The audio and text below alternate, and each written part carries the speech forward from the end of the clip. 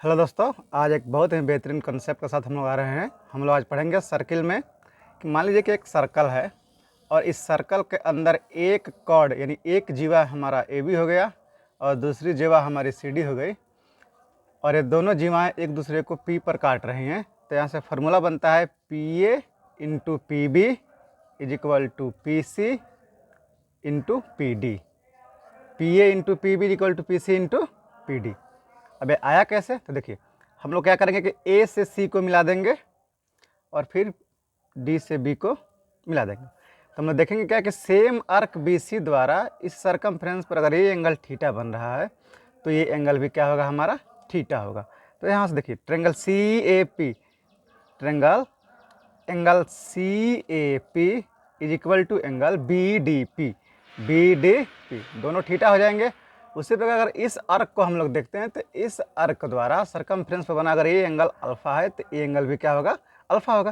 That means angle A C P is equal to angle D B P, दोनों alpha हो जाएंगे और ये दोनों का दोनों क्या हो जाएगा, common. A P C is equal to B P D, ये हो जाएगा शीर्षाभिमुख कोण। यदि किसी त्रिभुज के तीनों कोण किसी दूसरे त्रिभुज के तीनों कोण के बराबर हो तो दोनों त्रिभुज क्या होते हैं, समरूप होते हैं। इसलिए त्रिभुज ए पी सी सिमिलर होगा, ए पी सी सिमिलर होगा D P B, D P B. जैसे दोनों त्रिभुज सिमिलर होंगे, सिमिलर ट्रेंगल के करस्पॉन्डिंग साइड का रेशियो जो होता है वो सेम होता है। तो थीटा के सामने यहाँ पी सी है तो यहाँ पी सी का रेशियो, यहाँ थीटा के सामने पी बी है तो यहाँ पी बी का रेशियो का अनुपात बराबर होगा। यहाँ अल्फा के सामने ए पी है तो पी ए हो जाएगा और यहाँ अल्फा के सामने क्या है, पी डी है। यहाँ से क्रॉस गुणा कर लेंगे तो हम हो जाएगा P C into P D is equal to P A into P B.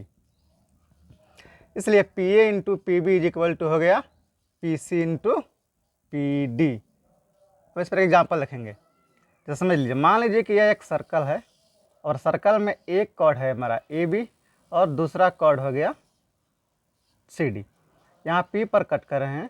मान लीजिए कि ये मेरा 8 है और ये 3 है और ये मेरा 10 है और ये x है। तो x का वैल्यू निकालना है। तो क्या फॉर्मूला बना कि दो कॉर्ड एक दूसरे को अगर p पर कट करेंगे तो P A into P B is equal to P C into P D.